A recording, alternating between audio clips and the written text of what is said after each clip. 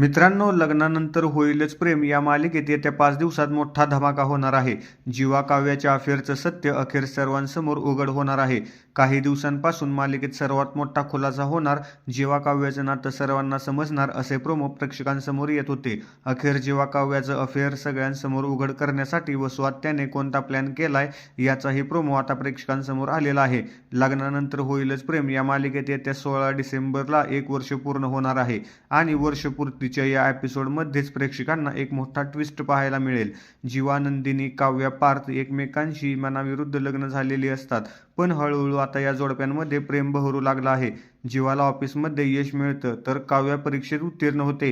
या निमित्ताने देशमुखांसाठी खास पार्टी आयोजन केल्याचं या प्रोमोमध्ये पाहायला मिळत आहे.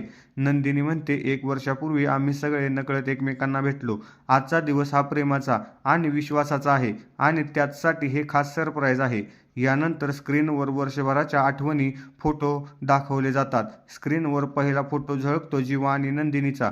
तो फोटो पाहून ती प्रचंड लाजते. यानंतर काव्या पार्थचा एक फोटो स्क्रीनवर दाखवला जातो.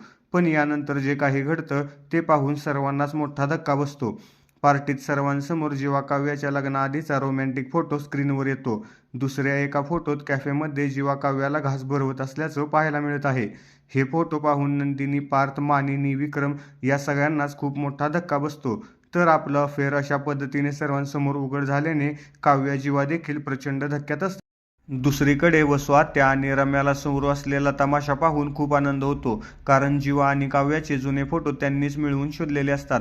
दरम्यान हा विशेष भाग 16 डिसेंबरला संध्याकाळी 7 वाजता प्रसारित केला जाईल. नेटकऱ्यांनी या प्रोमोवर असंख्य कमेंट्स केले आहेत. आता सगळं उघड झाल्यावर ही मालिका पाहायला अजून मजा येणार. आता भांडं फुटलं, आता खरी कसोटी लेखकाची आहे.